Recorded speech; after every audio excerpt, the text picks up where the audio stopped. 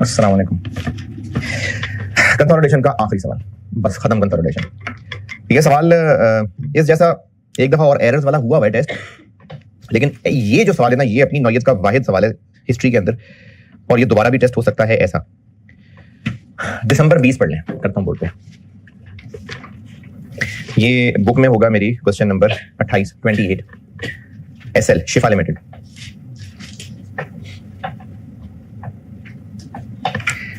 शिफा limited SL question 28 पढ़ लें, करता हूं।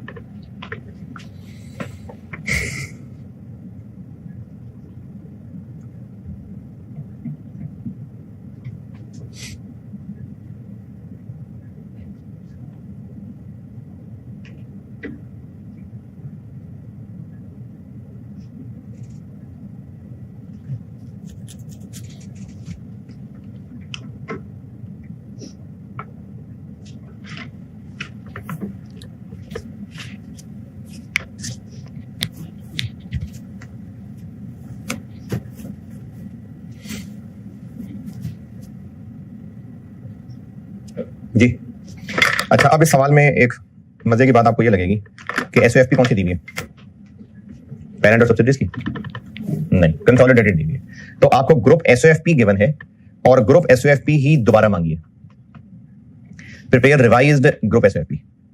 लेकिन प्रॉब्लम यह है कि आज तक जो प्रैक्टिस करते आए वो तो एनसीआई की वर्किंग और रिटेन अर्निंग की वर्किंग और ब्रैकेट पी प्लस एस खोल के करते आए थे। अब ये उस रूटीन से बिल्कुल हट गया सवाल। यानी उसमें जो एनसीआई की वर्किंग करते थे, value at acquisition, retained earning, वैसे नहीं करना। आपको फिगर्स गिवन है। इन सिंपल वर्ड्स ये आपसे रेक्टिफिकेशन ऑफ एरर्स का सवाल पूछा। ग्रुप एसओएफपी दी हुई है और ग्रुप एसओएफपी को ठीक करना है और एरर्स बताए हुए हैं। हाँ, कंसोलिडेशन इसमें इतनी जरूर है कि फॉरेन सब्सिडरी थी जिसको सिरे से कंसोलिडेट ही नहीं किया, तो वो एक जीरो से करने वाला सवाल हो गया। लेकिन जो बाकी हैं उनकी आपको कंसोलिडेशन कर दी है, जो उसमें एरर बताए हैं उन एरर्स को ठीक करना है। तो पेरेंट और लोकल सब्सिडरीज की कंसोलिडेशन करके दे दी है। नंबर 1, फॉरेन सब्सिडरी को कंसोलिडेट करना है, तो वो जो फॉरेन का सवाल करते हैं वो तो करना ही करना है। गुडविल की वर्किंग करते हैं और उसकी एसओएफपी को ट्रांसलेट करते हैं और उस पर एक्सचेंज रिजर्व निकलते हैं। ये दो काम करने पड़ेंगे। और जो एग्जिस्टिंग सब्सिडरीज को ऑलरेडी कंसोलिडेट कर लिया हुआ है उनमें सिर्फ एरर्स ठीक करने। तो ये सवाल अगर समझ आया तो फिर आगे चलते हैं। अब इसकी प्रेजेंटेशन ये होनी चाहिए कि एसओएफपी तो बनेगी दिसंबर 20, और ये सवाल, इस तरह का सवाल पहले कभी नहीं आया। और ये अटेम्प्ट जो है ना, ये कोरोना वाली अटेम्प्ट है। और ये वो अटेम्प्ट है जिसमें आप लोगों को तो, आपके तो आर्टिकल्स पता नहीं किसी के शुरू हुए होंगे कि नहीं हुए होंगे। जून 20 में अटेम्प्ट अचानक कैंसिल हुई थी, लोगों ने छुट्टियां ले ली हुई थी और अभी अनसर्टेनिटी थी कि अटेम्प्ट होनी है कि नहीं होनी। उनकी वो फर्म में छुट्टियां भी काउंट हो गई। जून 20 की अटेम्प्ट भी नहीं हुई और फर्म वालों ने आइंदा छुट्टियां देने से इनकार कर दिया। फिर लोगों की लड़ाइयां हुई। फिर दिसंबर 20 में अटेम्प्ट हुई तो ये उसमें ये सवाल आया।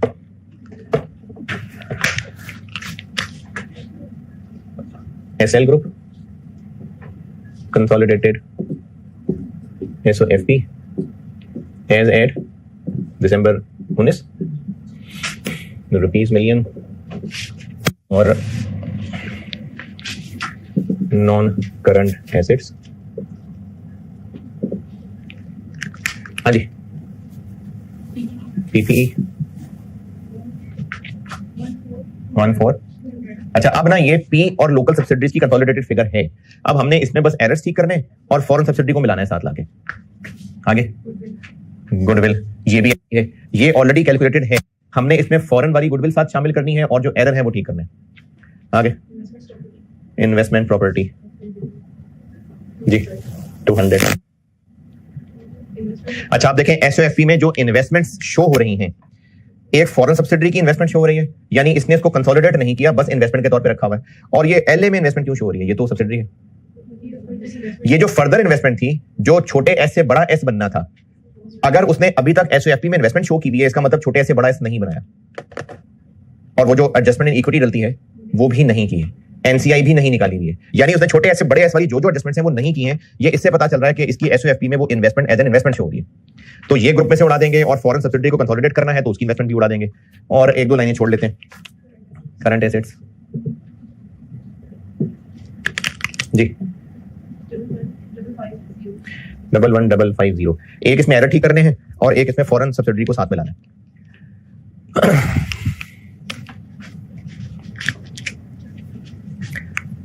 रेहान, ये आएगा सारा है? नहीं, यहां तक आएगा जी। कैपिटल, अच्छा कैपिटल तो सवाल पढ़ के अंदाजा हो गया होगा, ये तो फाइनल ही है, इसमें तो कहीं कोई एरर है भी नहीं। तो मेरे पास यहाँ कैमरे की लिमिट है, चलो लिख देता हूँ, कितना 6000। और क्या है? Group reserve. एक तो इसमें एरर्स होने हैं और दूसरा इसमें फॉरेन सब्सिडी वाली रिटेन अर्निंग में भी मिलना है, नहीं ना जी। और एनसीआई, अब एनसीआई एक तो इसमें एरर ठीक होने हैं और फॉरेन सब्सिडी ने आके मिलना है।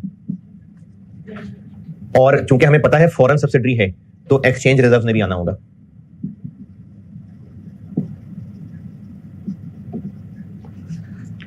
और लायबिलिटीज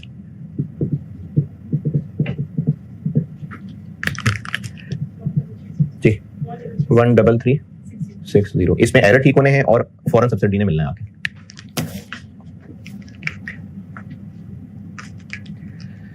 अच्छा, अब ना सवाल अच्छा हैंडल ऐसे हो जाएगा कि फॉरेन सब्सिडी तो जीरो से कंसोलिडेट होनी है ना, तो उसको अभी साइड पे करके पहले एरर ठीक कर लेते हैं सारे।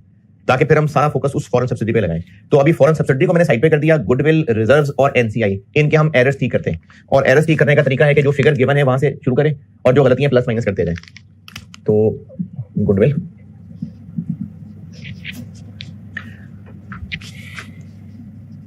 ग्रुप रिजर्व्स, अच्छा ये ग्रुप रिजर्व्स है, अदर रिजर्व्स भी इसी में है। और एरर जो है वो सिर्फ पेरेंट में एरर होंगे, सब्सिडीज में भी होंगे ना, तो हमें कॉलम तो फिर सब्सिडीज के बनाने पड़ेंगे ताकि पता चले कि सब्सिडी में एरर है। तो ग्रुप का कॉलम आ गया, और हमें किस किस सब्सिडी के अंदर एरर सवाल में बताए हुए? एल ए में है, नहीं देखें एल ए में, तो अगर हमने एल ए की गुडविल कैलकुलेशन में कोई गलती की है तो और बात है, सब्सिडी की फिगर्स में कोई एरर।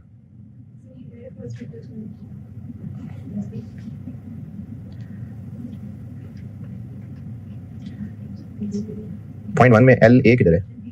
एल बी है। तो जो एरर वगैरह हैं वो एल बी और एल सी के हैं, एल बी, एल सी और एफ डी का सवाल तो फिर करना ही है सॉल्व। और एनसीआई,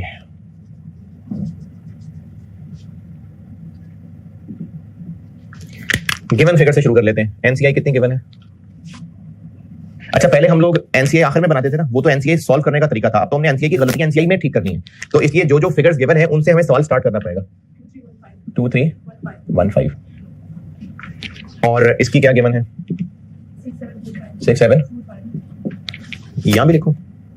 नहीं ये तो कंसोलिडेटेड है, यहां से शुरू कर रहे हैं। हाँ जो एरर होंगे वो मैं एरर यहां करूंगा, उस पे 80 लगा के यहां ले आऊंगा, 20 लगा के यहां ले आऊंगा, इसलिए मैंने इनके कॉलम बनाए। अच्छा गुडविल कितनी गिवन है? 350।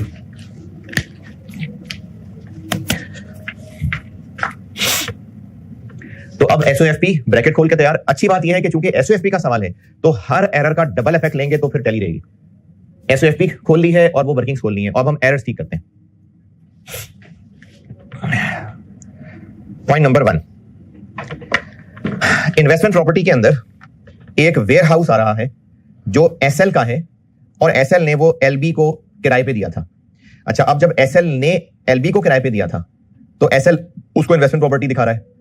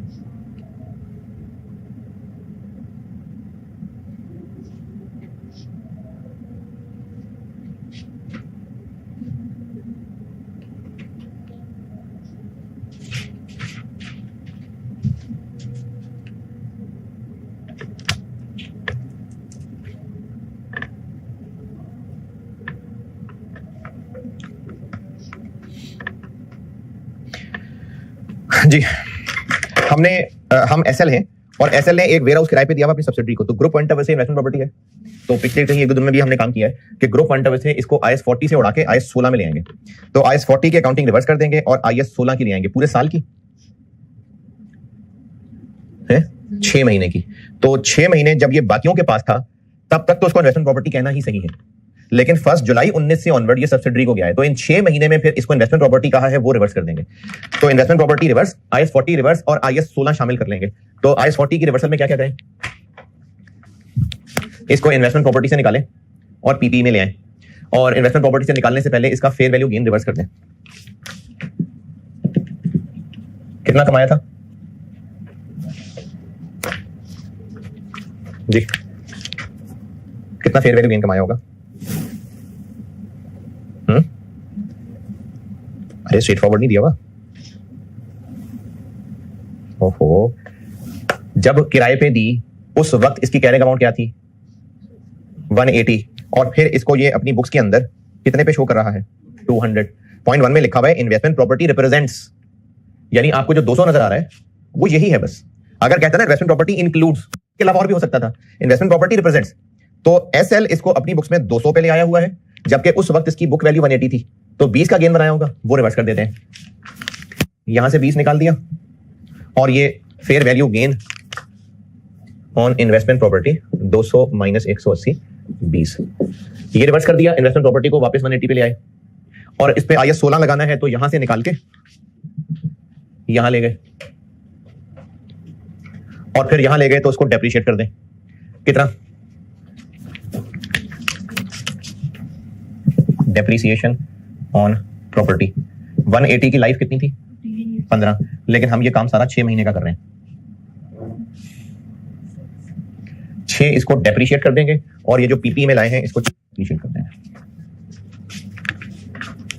और मैंने उस दिन रेंट के बारे में कहा था कि इसको इग्नोर भी कर सकते हैं और रिवर्स भी कर सकते हैं। एक अटेम्प्ट में आईकेएप ने इसको कंसीडर किया था, एक अटेम्प्ट में इग्नोर किया था। इनकम स्टेटमेंट के सवाल में लाजमी रिवर्स करना है। एसओएफपी के सवाल में ये आर्गुमेंट भी हो सकता है कि जब IAS 40 की अकाउंटिंग ही रिवर्स कर रहे हैं तो रेंट इनकम रेंट एक्सपेंस भी रिवर्स कर दें। और ये आर्गुमेंट भी हो सकता है कि इसने रेंट इनकम बनाई हुई है, इसने रेंट एक्सपेंस बनाया हुआ है, तो बना रहे। ये डेप्रिसिएशन भी तो चार्ज कर रहा है ना, फिर डेप्रिसिएशन भी तो इसको यूज चार्ज हो रही है ना, हालांकि यूज तो ये कर रहा है नहीं। देखें, एक तो पक्का है कि IAS 40 उड़ा के IAS 16 लाना है, तो फेयर वैल्यू गेन उड़ा दिया और IAS 16 की डिडक्शन डाल दी। रेंट इनकम की जहां तक बात है उस पे दोनों आर्गुमेंट ठीक है, मतलब मैं दोनों पे ठीक हूं। इस अटेम्प्ट के सॉल्यूशन में आईकेएप ने रेंट इनकम को रिवर्स नहीं किया और एक पहले टेस्ट हुआ था, वो शायद क्लास में डिस्कस भी हुआ है, उसमें रिवर्स किया हुआ था। दोनों बातें ठीक है। एक आर्गुमेंट यह है कि जब IAS 40 ही को रिवर्स कर रहे हैं तो कौन सा रेंट इनकम रेंट एक्सपेंस?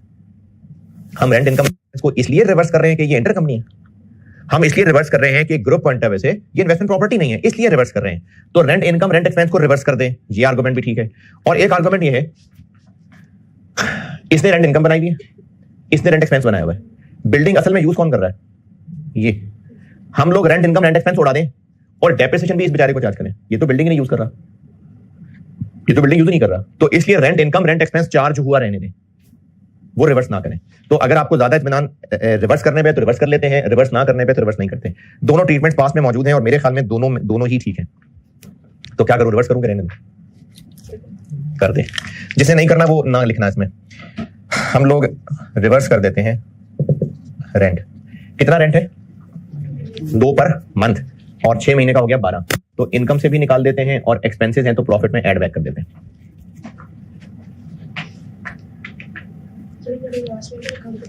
वो पेबल सीबल है वो इधर आ रहा होगा, वो अभी एलिमिनेट कर देते हैं।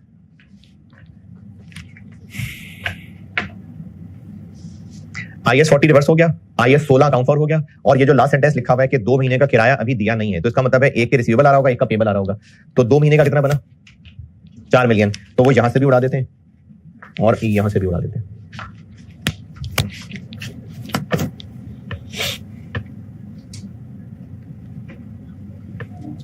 अच्छा, ये कैसे पता कि कंसोलिडेट करने वाले ने ऑलरेडी नहीं उड़ाया हुआ? कंसोलिडेशन किया तो क्या पता उड़ा दिया? हाँ, ये ऊपर लिखा हुआ है effects of the following have not been considered, तो इससे यही लग रहा है कि नहीं उड़ाया हुआ।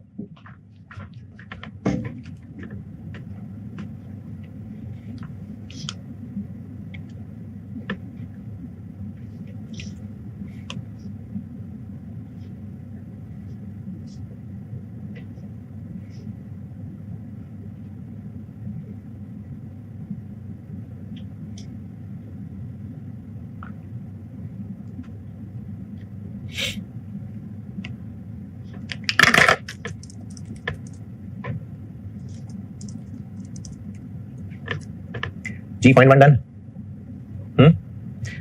Point 1 okay. पॉइंट 2, एलबी की एक कंटिंजेंट लायबिलिटी थी जो आज तक कंटिंजेंट ही है। तो ये वो जो मैंने केसेस के डब्बे बनाए थे तो उनमें से पहला ही है कि आज तक एस ने उसका कुछ भी नहीं किया। तो इसके साथ क्या सलूक होता है? एक्विजिशन डेट वाली फेयर वैल्यू गुडविल की वर्किंग में ले आते हैं और लायबिलिटीज में ले आते हैं। कितनी थी? 40। तो इस 40 को हमने एलबी की गुडविल निकालते हुए कंसिडर नहीं किया। और इस 60 का क्या करना? ये बढ़ के अब 60 हो गई है, तो कुछ भी नहीं करना। ये बढ़ी हुई बात सिर्फ तब लेनी थी अगर एस इसको सब्सिक्वेंटली लायबिलिटी रिकॉर्ड कर चुका होता तो एसओएफपी वाले नोट्स में देखेंगे ना आप, तो उसमें कंटेंजेंट लायबिलिटी के मैंने 3 डब्बे 3 केसेस बनाए हुए थे। पहला था कि एस ने अभी तक कोई लायबिलिटी रिकॉर्ड नहीं की, तो ये वो है, कोई लायबिलिटी रिकॉर्ड नहीं की। उसके बाद जो बढ़ने कम होने वाली बात थी वो तब थी अगर एस अपनी बुक्स में कोई प्रोविजन बना चुका है तो एस ने तो बनाई नहीं प्रोविजन आज तक, वो तो अभी तक कंटेंजेंट लायबिलिटी है, तो इसलिए इस 60 का कुछ भी नहीं करना। तो एरर क्या हुआ, गुडविल की कैलकुलेशन करते हुए एस की एक कंटेंजेंट लायबिलिटी जिसकी फेयर वैल्यू 40 थी वो टोटली इग्नोर हो गई। तो अब क्या करें, टोटली इग्नोर हो गई, लायबिलिटीज में ले आते हैं। तो गुडविल की वर्किंग तो हम प्रॉपरली कर ही नहीं रहे, हम तो सिर्फ गलत फिगर को ठीक करने लगे। तो क्या करें, अब गुडविल की वर्किंग सॉल्व हुई नजर नहीं आ रही, उसमें हमने नेट एसेट्स का डब्बा नहीं बनाया, डब्बा बनाया था तो उसमें 40 लिखते। अब आपको इसमें देखना है जो करना है, 40 का कहां क्या कैसे असर क्या होगा। लायबिलिटी बना दी, ओके। अब आगे गुडविल में लिखते तो क्या हो जाता, थोड़ा ज़बानी सोचते हैं। गुडविल की वर्किंग अगर हो रही होती तो इस डब्बे के अंदर 40 को नेगेटिव लिखते पॉजिटिव लिखते, नेगेटिव लिखते। इससे क्या होता, इस डब्बे का टोटल कम आता, डब्बे का टोटल कम आता तो गुडविल ज्यादा आ जाती, तो गुडविल में ऐड कर देंगे। और एनसीआई प्रोपोर्शनेट पे है, फेयर वैल्यू पे प्रोपोर्शनेट पे है, तो जब डब्बे का टोटल कम आता तो इसी के ऊपर एनसीआई की परसेंटेज लगती तो वो भी कम आता। और एनसीआई जो कि प्रोपोर्शनेट पे है तो गुडविल का ताल्लुक एनसीआई से नहीं पड़ रहा, तो इसलिए गुडविल पे इफेक्टिवली कितना असर जाता, 40 मिलियन का 80% के 60%, हाँ जी 60%। तो अब हम एडजस्टमेंट क्या करें, लायबिलिटी में 40 ले गए और डब्बे में लेस नहीं किया था, अब लेस कर लें तो एनसीआई भी कम हो जाएगी और गुडविल बढ़ जाएगी। जब इस डब्बे का टोटल कम होगा तो एनसीआई ने तो इसी का 40% लगना था, एनसीआई में कमी लाएंगे और डब्बे का टोटल कम होने से गुडविल बढ़ाएंगे, तो गुडविल में ऐड कर देंगे।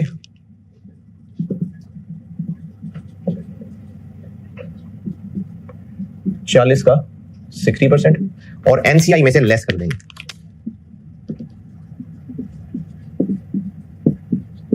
एलबी की है, एलए की है, एलबी 40 का 40%। यहां पर 16 लेस हो जाएगा, यहां 24 ऐड हो जाएगा और वहां 40 ऐड हो जाएगा। और अगर बैलेंस शीट को आप टैली रखने का इफेक्ट देखना चाहें तो लायबिलिटी बढ़ा दी, लायबिलिटी क्रेडिट, गुडविल बढ़ा दी, गुडविल डेबिट, एनसीआई कम कर दी, एनसीआई डेबिट, तो 24 और 16 डेबिट और 40 क्रेडिट। ये पॉइंट नंबर 2 की अंग्रेजी पढ़ लें और पॉइंट 2 बताएं, ओके या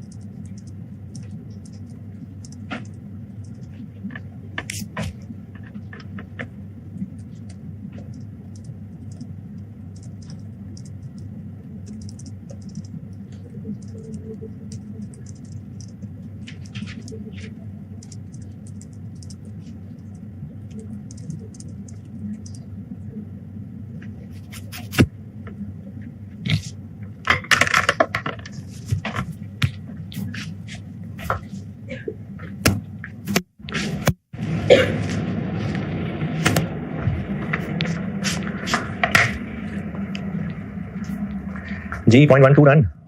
पॉइंट 3 एलसी, ये बड़ा मजे का पॉइंट है। पॉइंट नंबर 3, एलसी को जब खरीदा था तो पैसे वैसे जो दिए थे वो तो दिए थे, लेकिन गुडविल की कैलकुलेशन करते हुए डेफर्ड कंसिडरेशन को हम अकाउंट फॉर करना भूल गए।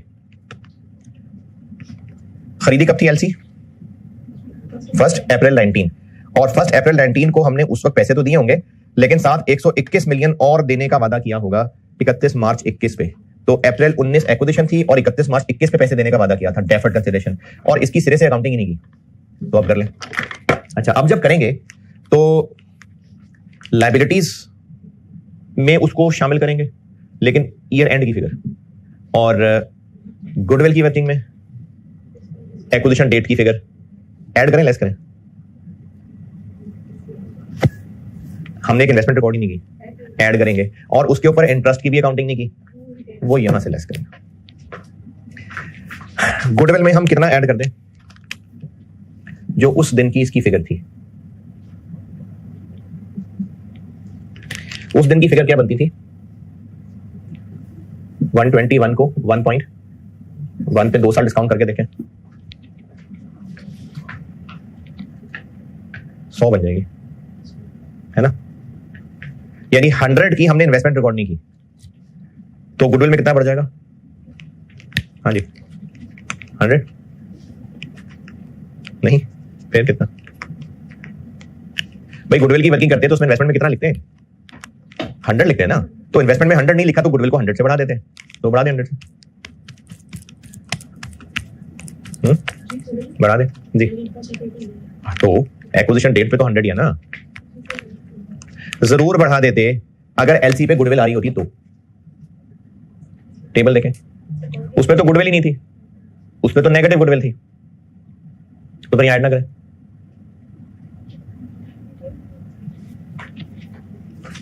अच्छा चले, कितनी नेगेटिव गुडविल थी? 60। तो हमने इन्वेस्टमेंट में चूंकि 100 नहीं लिखा था, इसलिए नेगेटिव गुडविल 60 आ गई। 100 लिखते तो असल में गुडविल 40 होनी थी, तो वो जो नेगेटिव गुडविल हम बना चुके हुए हैं वो उड़ा देते हैं।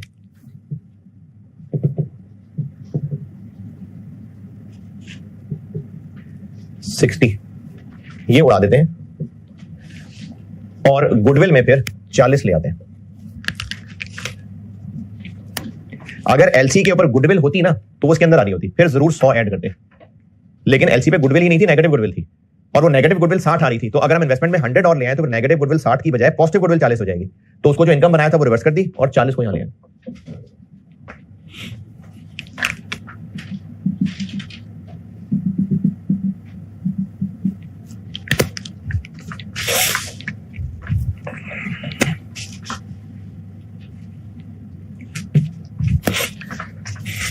जी पॉइंट नंबर 3 गुडविल वाली बात आई समझ, ठीक है। और इसकी चूंकि अकाउंटिंग ही नहीं की तो इस पे इंटरेस्ट नहीं बनाया, वो बना लेते हैं। जब इस पे इंटरेस्ट बनाएंगे तो 100 मिलियन पे कितने महीने का इंटरेस्ट बनाए? 9 महीने का, 7.5। और लायबिलिटीज में कितनी शामिल कर लें? 107.5। 100 एक्विजिशन वाली और उसके बाद जो 7.5 और बढ़ गई, तो यहां कर लेते हैं 107.5। हाँ ये हो गया जी पॉइंट 3।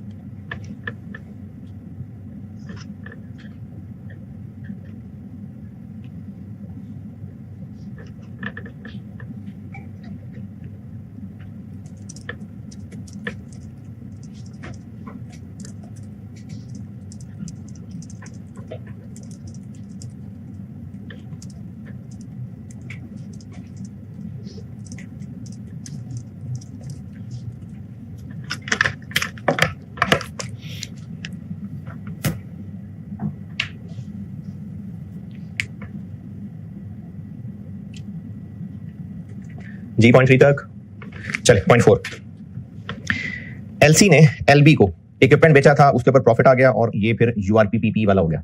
तो पीपी के यूआरपी का क्या करते हैं? पीपी से निकालते हैं और सेलर की रिटेन अर्निंग से निकालते हैं। तो ये क्या कर नहीं लिया होगा? नहीं, क्योंकि फॉलोइंग चीजें नहीं की नहीं। तो अब हम कर लेते हैं। तो वर्किंग 2.1 कितना प्रॉफिट कमाया था? देखें कितना कमाया था, 70 मिलियन का बेचा था और 40% मार्कअप कमाया था। तो 70 40 ओवर 140 जी 20। और खरीदने वाले ने इसको डेप्रिशिएट कर लिया होगा कितना? कितने महीने हो गए इस बात को?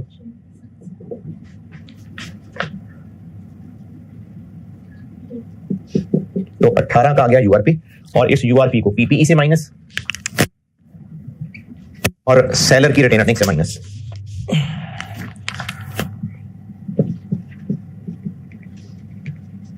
सेलर कौन है? एलसी। तो 18 यहां से माइनस।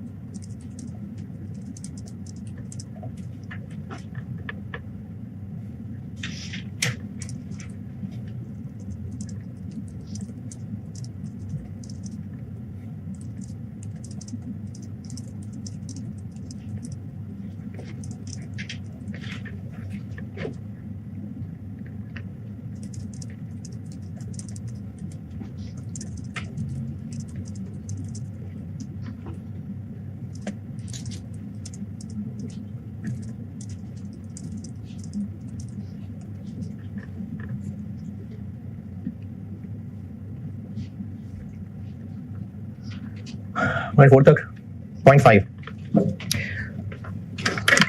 यानी वो जो पेरेंट ने छोटे ऐसे बड़ा एस किया तो उसकी एडजस्टमेंट नहीं की गई। कब किया है छोटे ऐसे बड़ा एस? साल के आखिरी दिन ही किया है। तो साल के आखिरी दिन किया है तो हम क्या क्या करते हैं? एक तो एडजस्टमेंट इन इक्विटी डालते हैं, दूसरा पुराने दौर पे पुरानी रेशो पहले परसेंटेज कितनी थी? 55, और फिर हो गई 75। तो पहले 55 और बाद में 75, तो बाद वाला तो आया ही नहीं। देखें छोटे ऐसे बड़ा करते हैं ना, एक तो हम डालते हैं एडजस्टमेंट इन इक्विटी, एक ये काम करते हैं। फिर उसके अलावा रिटेन अर्निंग्स का कॉलम बनाते हुए यहां 55 यहां 75 करते हैं रिटेन अर्निंग में, और एनसीआई सारी की सारी 25 पे ही बनाएंगे। तो रिटेन अर्निंग में तो ये नौबत ही नहीं आई थी। क्यों? तो एक तो ये नहीं किया होगा, और दूसरा एनसीआई 25 की बजाय 45 बनाई हुई होगी। तो एनसीआई को कम करना है और एडजस्टमेंट इन इक्विटी डालनी है, ये दो काम करना है। ठीक है, तो एडजस्टमेंट इन इक्विटी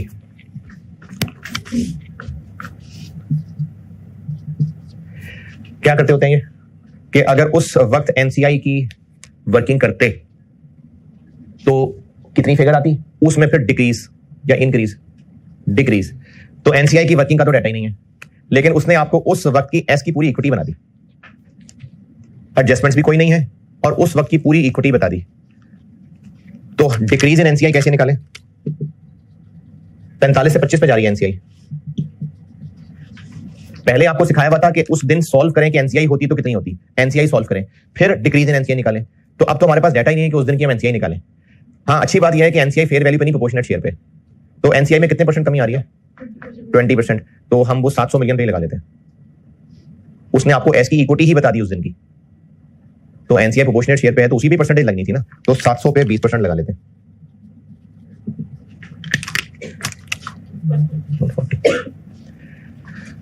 देखें अगर एनसीआई प्रोपोर्शनेट शेयर पे है और कोई एडजस्टमेंट भी नहीं है तो एस की इक्विटी के ऊपर परसेंटेज लगाते हैं तो एनसीआई आ जाता है।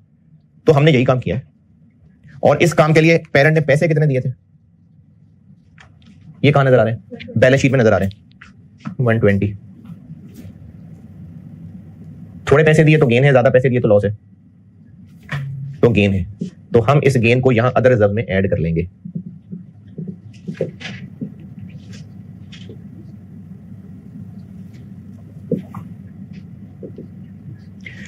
और एनसीआई को 45 से 25 पे ले जाने के लिए क्या करें? एनसीआई को कितना कम कर लें? इतना। यही तो है डिक्रीज इन एनसीआई। तो डिक्रीज इन एनसीआई 140। जब चेंजेस इन इक्विटी का सवाल करते हैं तो एनसीआई के कॉलम में यही फिगर हम ऐसा माइनस दिखाते हैं, तो ये यहां माइनस हो गया। अच्छा, अब बैलेंस शीट टैली रखने के लिए आपको ट्रेल बताता हूं। बैलेंस शीट में एसेट कितना आ रहा था? 120। एसेट से 120 उड़ा दिया, इस साइड से 140 उड़ा दिया, एसेट साइड से 120 उड़ाया, इस साइड से 140 उड़ा दिया, और 20 वापस ऐड कर दिया। ये हो गया 0.4।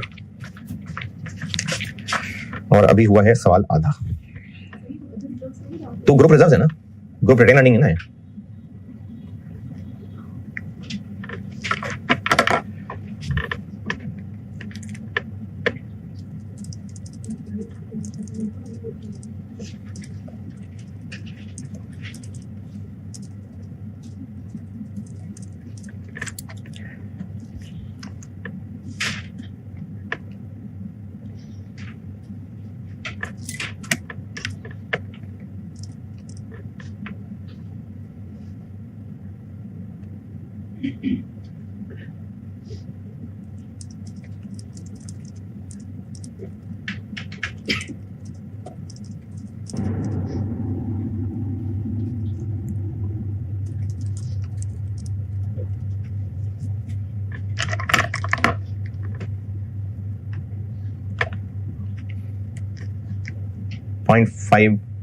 डन। अच्छा, अब जो एरर्स थे वो ठीक हो गए। अब रह गया मसला फॉरेन सब्सिडी को कंसोलिडेट नहीं किया। अब फॉरेन सब्सिडी का सवाल कर लेते हैं। एरर्स सारे ठीक कर लिए, और एरर्स ठीक कर लिए तो जितना काम इसका मतलब अब तक किया था वो पूरा हो गया। तो इसको बेशक क्लोज कर लेते हैं। वाला 12 18 एलबी में कितने परसेंट हमारा 60, एलसी में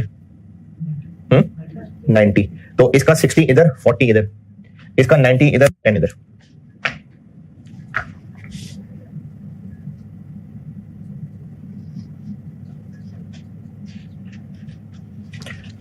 एलबी का 60 लाइन है, इसका 60 7.2 और इसका 40 यहां ले आए।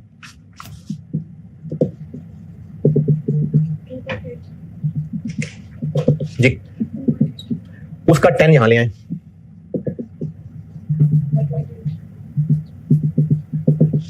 .8 और 90 इधर ले आए। Less share in LC 16.2 less. Foreign subsidiary के अलावा बाकी सारा सवाल हो गया पूरा।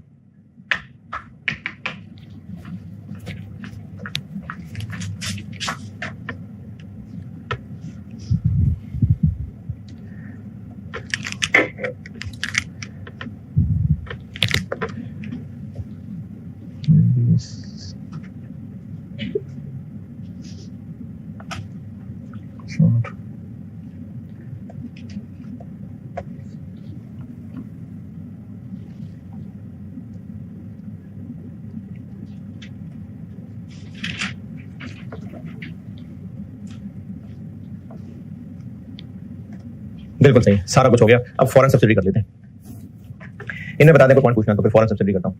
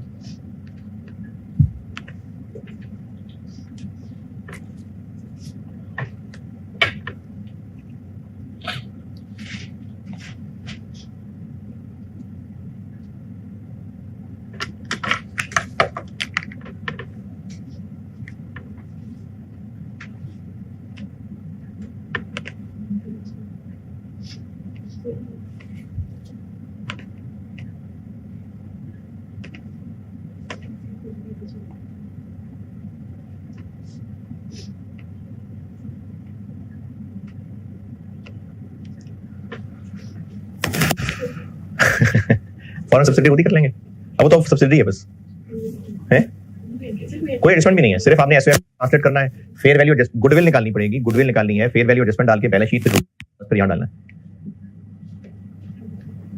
पक्का डन। चलें ठीक है जी, हो जाएगा। अच्छा, ये जो अदर इश्यूज वाला सेट है ना, इसमें कुछ चीजें जो अदर इश्यूज वाले सेट पे सेट है पेज 67, चैप्टर में पेज 67।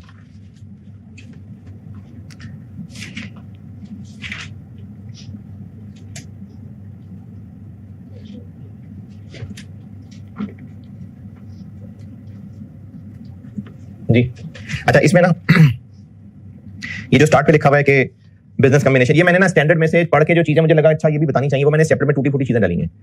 जैसे ये जो business combination achieved without transfer of consideration है, ये कुछ छोटी सी एडजस्टमेंट हो तो हो, वरना मुझे इसका कुछ समझ नहीं आता कि इसमें ये कैसे टेस्ट होगी चीज। इसमें सिर्फ इतना लिखा हुआ है कि हम पैसे दिए बगैर भी पेरेंट बन सकते हैं, सिर्फ एग्रीमेंट के तहत, यानी पैसे दिए बगैर भी हम एग्रीमेंट के तहत पेरेंट बन सकते हैं, ये इसके अंदर लिखा हुआ। और उसकी 3 मिसालें दी हैं, सच सर्कमस्टांसेस इंक्लूड, कोई गवर्नमेंट की तरफ से कोई सख्ती हो सकती है, कोई लेंडर की तरफ से हो सकता है, कुछ ऐसा कि हम बगैर पैसे दिए भी एक्वायरर बन सकते हैं। अच्छा, उसके बाद determining what is part of business combination, इसमें सिर्फ इतना लिखा हुआ है कि अगर पेरेंट जिन लोगों को पैसे दे शेयर खरीद रहा है, पेरेंट जिन लोगों को पैसे देके शेयर खरीद रहा है, उन लोगों से अपनी को प्लांट मशीनरी भी ठीक करवाई थी, उसके भी पैसे दे रहा है, तो वो भी इन्वेस्टमेंट में आएंगे। ये इसके अंदर लिखा हुआ बस कि ये देख ले कि पैसे इन्वेस्टमेंट के हैं या किसी और काम के हैं। उसके बाद लिखा हुआ है कि किस पेरेंट को कंसोलिडेशन करने की जरूरत नहीं है, तो वो all of the following conditions पूरी होंगी तो वो नहीं करेगा कंसोलिडेशन। अच्छा, ये जो चौथी चीज लिखी है ना इस पेज पे, ये एक छोटी सी चीज है टेक्निकल, अगर आप इसकी एग्जांपल देख लेंगे, और ये मैंने आईएएस की ओरिजिनल एग्जांपल ही कॉपी की हुई है, कॉन्सेप्ट समझा देता हूं। कॉन्सेप्ट अगर आप एग्जांपल देख लेंगे और कल पूछना चाहें तो पूछ लें, नहीं देखी नहीं पूछना चाहे तो मेरी तरफ से फारे गए। रिवर्स एक्विजिशन कहानी समझाता हूं आपको।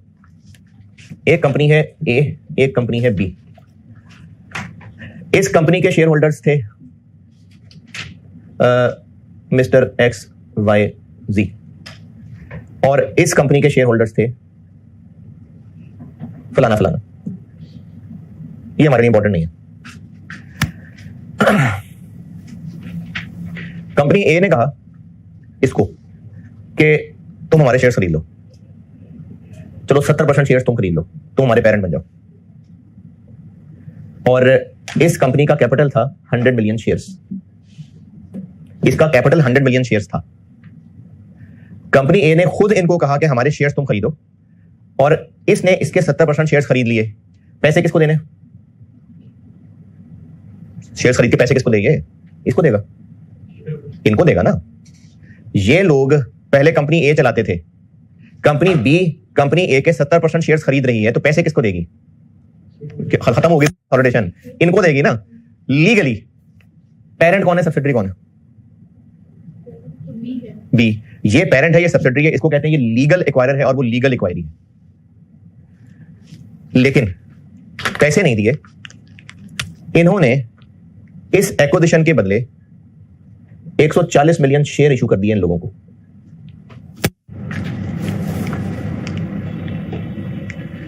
जब पेरेंट सब्सिडियरी को खरीदता है तो पुराने लोगों को जो पैसे दे रहे होते हैं, शेयर्स भी दे सकते हैं ना, तो वो एग्जिस्टिंग लोग तो छीन के दे रहे होते हैं, फिर नए इशू कर रहे होते हैं। तो इसने जब 70% शेयर्स खरीदने के लिए इनको नए शेयर इशू किए, कंसिडरेशन दी, तो लीगली तो यही पेरेंट है। लीगली इसने उसके 70% शेयर्स खरीदे हुए, लीगली ये पेरेंट है, वो सब्सिडियरी है। लेकिन पहले मिस्टर एक्स वाई जी कंपनी ए पे अपनी मर्जी चलाते थे, अब कंपनी बी पे भी इन्हीं की मर्जी चलेगी। कैसे? 240 मिलियन के कैपिटल में से उनके पास कितने परसेंट होल्डिंग आ गई? 240 मिलियन शेयर्स हो गए ना कंपनी बी के, मोर देन 50 हो गया ना, तो ये बैठे बैठाए ओनर से माइनॉरिटी बन गए। इन लोगों को ना इनसे कुछ आया ना गया, लेकिन ये ओनर से एनसीआई बन गए। अच्छा, थोड़ी सी गहरी बात है, मुझे यकीन नहीं आ रहा कि मैं समझा सका हूं, मैं दोबारा बताता हूं। लीगली इसने इसके शेयर्स खरीदे हैं। अब तक हमें सवालों में इससे फर्क पड़ता है कि सब्सिडियरी के ओनर्स कौन लोग थे? नहीं, हम फर्क ही नहीं पड़ता, वो थे कोई लोग, उनको पैसे देके फारिग कर दिया। सिर्फ हम यही देखते थे कि इसने इसके 70% शेयर्स खरीदे, तो ये पी है वो ऐसे, चाहे बदले में शेयर्स दिए हो, चाहे कैश दिया हो, चाहे वादे किए हो, लीगली ये पेरेंट है। लेकिन अब अंदर की कहानी ये है कि जिन इंडिविजुअल्स के पास पहले कंपनी ए के कंट्रोलिंग ओनरशिप थी, अब वो लोग कंपनी बी के भी ओनर बन बैठे हैं।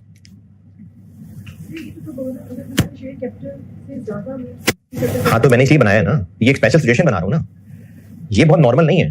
तब देखें, ये हरकत तभी होगी जब ये मजबूर है, ये तगड़े लोग हैं, इन्होंने जाके डील ही ऐसी की है, और ये लोग तभी मानेगा जब इनका फायदा हो रहा होगा। ये बहुत नॉर्मल ट्रांजैक्शन नहीं है, ये बहुत एक्सेप्शनल सिचुएशन है। मैं कहानी दोबारा बता रहा हूं, इसने लीगली कंपनी ए के 70% शेयर्स खरीदे, तो लीगली ये पी है, ये एस है।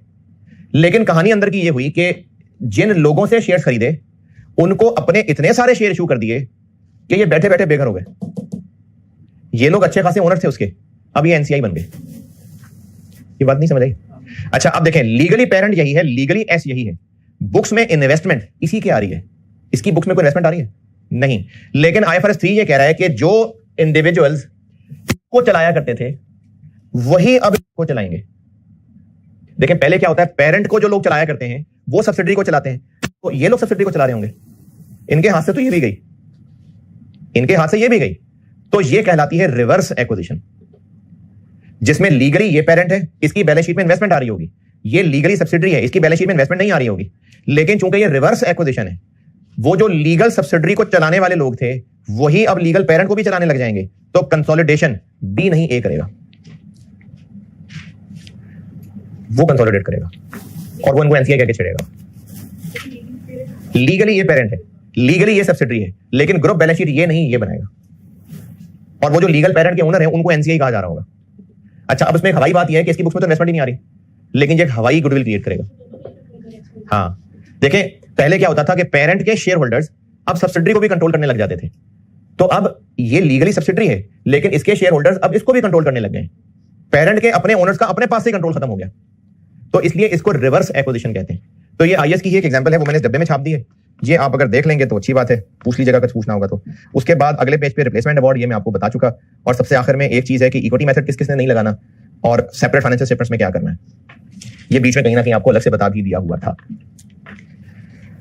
ये थी जी टोटल कंसोलिडेशन। अब मैंने पास पेपर्स के आपको बहुत सारे सवाल कराए हैं, लेकिन वो मैंने कराए हैं, इसमें ना आपके लिए जिन्होंने जून अटेम्प्ट में देना है उनको भी कह रहा हूं और जिन्होंने दिसंबर में देना है उनको भी कह रहा हूं, आप जब तक सारे सवाल लिख के सॉल्व नहीं करेंगे ना, और आप अपना टारगेट ये रखिए कि 45 मिनट से भी कम में लाना है, पूरी वर्किंग के साथ, ये नहीं कि हाँ समझ आ गया कर लूंगा, जैसे भी कहा ना कर लेंगे हो जाएगा, नहीं, पूरा सवाल लिख के सारी वर्किंग के साथ सॉल्व करें। अभी रिपोर्टिंग चल रही है, पूरा सवाल लिख के सॉल्व करें और उसकी आप ना रोजाना कम से कम एक सवाल की प्रैक्टिस करें। जिन्होंने दिसंबर देने हैं पेपर, आज से गिनती शुरू कर लें, 1.5 महीना आपके पास, तो 1.5 महीने में आज से ही शुरू कर दें, रोजाना एक सवाल कम से कम लिख के करना है और तेज लिखने की कोशिश करनी है, उसको 40-45 मिनट पे लाएं तो पेपर में कई घंटे में होगा जाकर, लिख के नहीं करेंगे तो पेपर में नहीं मैनेज होगा ये। चलें कंसोलिडेशन खत्म, कल से इंशाल्लाह लीजिए कराता हूं, ठीक है।